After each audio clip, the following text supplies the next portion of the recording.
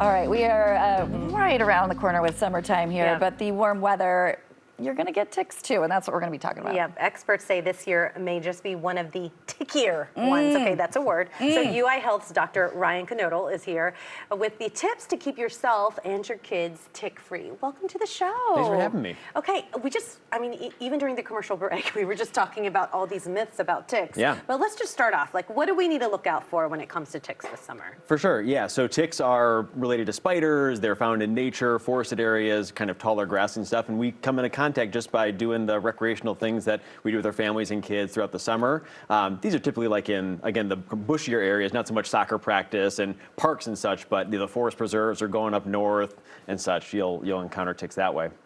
So I've heard a lot, like our school district sent out a letter that kids were coming in from recess with ticks, like, and you're saying they may not be more of them right now. We might just be hearing about it more. Is that what you think? Yeah, I mean, I think there's been a lot of tick activity for a lot of years and a lot of Lyme disease and kind of the other diseases that are associated with ticks, but I think there might just be more awareness, and I think it's always good to think about the strategies to prevent tick exposure, especially to help your kids and other family members with those things. Is there a routine that you should be doing? Like if your kids go outside or your pets are outside or you've gone, bike riding in a forest preserve, should you, like, when you come back inside, is there a routine you should be looking at yourself in the mirror? I don't know. You're describing a tick check, yeah. Okay. So I think first and foremost, it's how do we prevent them from happening in the first place? And so keeping skin covered, long pants, long sleeves, tucking your pants into your socks. I know that sounds real cool, but that's a way to prevent them. But then also DEET-based bug sprays can be helpful as well, even for kids.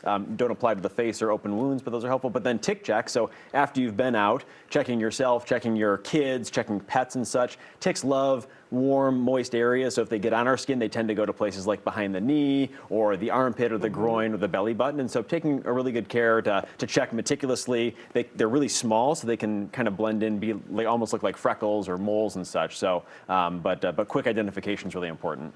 So even like with the hair, I'm always worried. Like with my son, it's easier, but with my daughter, you're just, how deep are we checking? Yes. So they don't tend to be like lice where you really have to check like kind of all over the scalp, but kind of around the edges of the scalp and back and behind the ears are the main areas to check. And if we find one, what do we do? Yeah, so if it's crawling, it hasn't attached, it hasn't bitten yet, and you can kind of just knock those off and dispose of them. You can flush them down the toilet, you can put them in some rubbing alcohol. If they're attached, you want to remove it as soon as possible. We were talking a little bit about some of the historical ways that people recommended for them. Because the fear is if it's attached, then the little, whatever it is, the little feeder. Mouth parts, The mouth part, that if you just pull it off and the mouth part will still be stuck in you and get infected. Right, so the best way to remove them is by taking tweezers, typically ones that have a sharp edge, and you want to grip as close as you can to the skin surface and just pull very kind of firmly but gently and steadily out, and they will detach. If the mouth parts are still there, you can subsequently remove those. The thing you don't want to do is try not to squeeze the actual body of the tick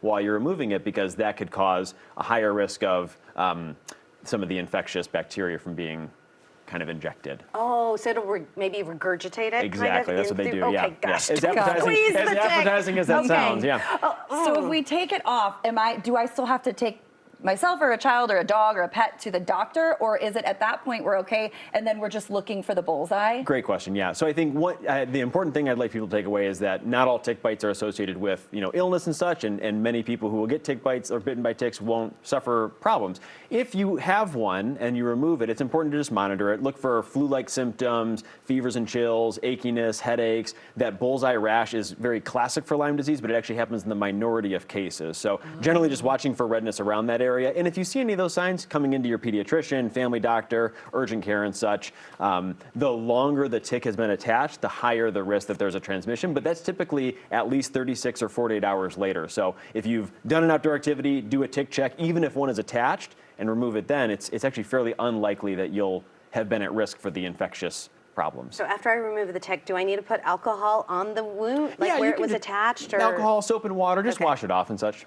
Amazing. Okay. Dr. Ryan, thank you for coming here. We appreciate it. For more information, you can head to uihealth.care. Find them on the socials, all the information right there on your screen if you want to get more in depth with it.